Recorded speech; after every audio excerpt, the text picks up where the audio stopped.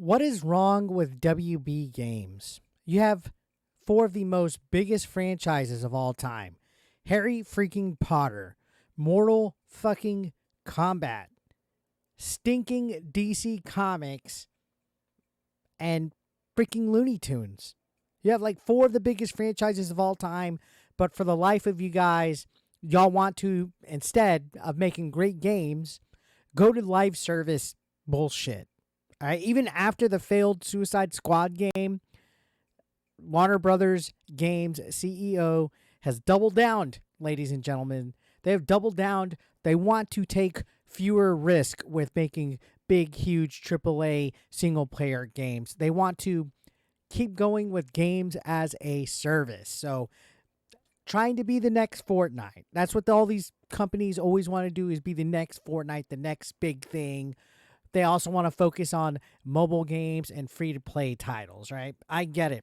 The future of gaming. I admit, I like to play Warzone. I like to play Fortnite. I buy into that nonsense. But you have to have some heavy hitters in your game development studios to succeed as a company.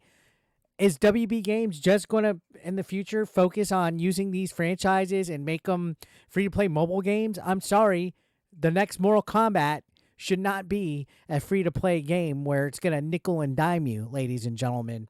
You just got off of one of the biggest gaming successes in the history of video games, Hogwarts Legacy.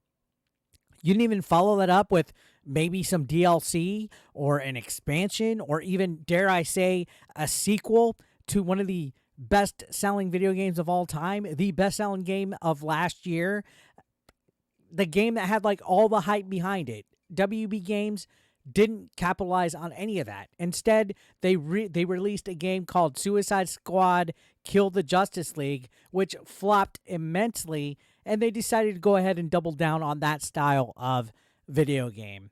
This is ridiculous. So JB Pernet, I think I might be pronouncing that wrong at this point. I don't care. They are the CEO and president of global streaming and games at Warner Brothers.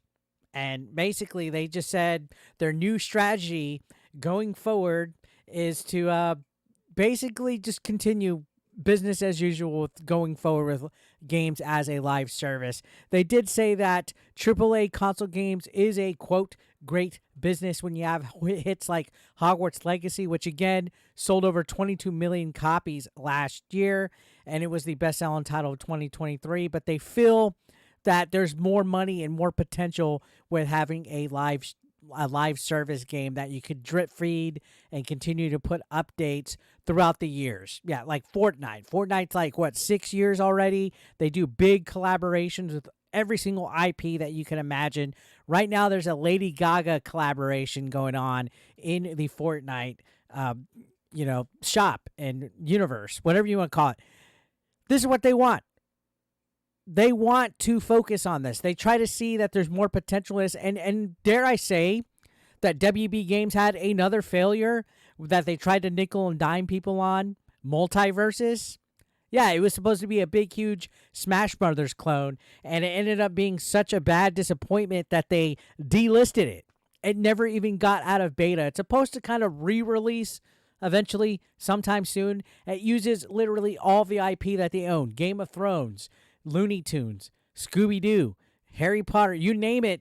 It focuses like, well, no, there was no Harry Potter. I'm mistaken. Big mistake. They didn't even put Mortal Kombat in it. They just had DC, Cartoon Network stuff. It was a potentially huge game, but guess what? It floundered because they wanted stuff like battle passes.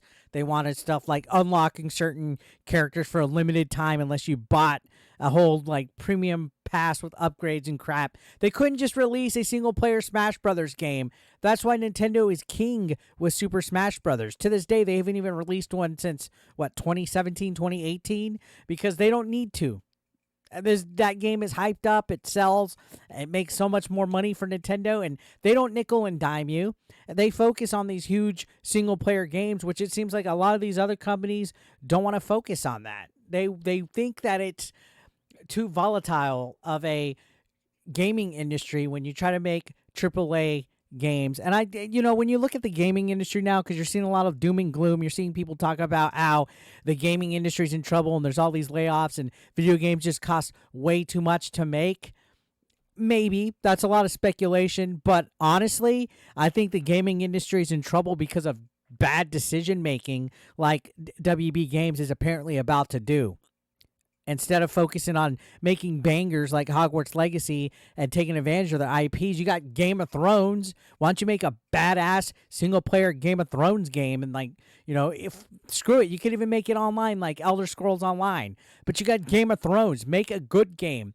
Just throwing a game as a service out there and half-assing it like you did with Multiverses or Suicide Squad ain't enough. The money's not just going to come just because you build it. You got to put some actual elbow grease into that and work hard and develop, these video games, make them really good, make them something that people can actually want to take the time to sit out and play and hype out. If you make something half-baked, it's going to be like Suicide Squad. So WB Games is going to be making what they call premium titles, but they're going to focus more on the monetization models of the live service games, which is crappy.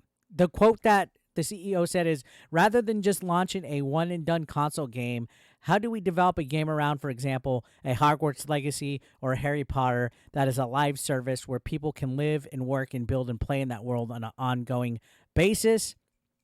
They feel that this is going to help generate more consistent revenue. For some reason, they just think, it's not worth it to make something that people buy one time and there's no additional DLCs and stuff. Like, this is almost EA level at this point, because I have a guilty pleasure for Madden and I have a guilty pleasure for like all the 2K games and all that, but at least for the most part, the WB games and some of those games are pretty well developed compared to what we're getting with Suicide Squad, right?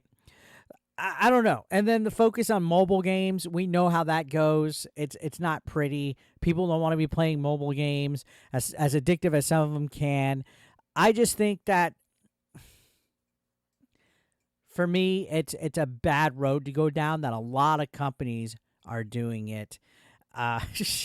So when it comes to live service games, those games that are out right now that are wildly successful have their huge fan bases. You're going into a side of the gaming industry is just oversaturated right now and hoping that you can convert some of those players over. Think about that. How hard is it going to be to get people to jump off of Fortnite that have been there for years, jump off of Warzone, jump off of Rocket League, jump off of any of these free-to-play live service games? You're going to develop something and hope that your consistent updates and stuff will be a revenue stream instead of just making one real good game. You're getting into an even bigger flooded market with the mobile gaming aspect and everything. So it sounds like they're just wanting to make a quick buck and not develop video games at this point. So WB Games, I've lost zero faith. We probably just had our last regular non-POS Mortal Kombat game just come out. So what do you guys think about this? Let me know your thoughts down below. I'd love to hear what you guys have to say. Subscribe if you haven't. I'll see you on the next one.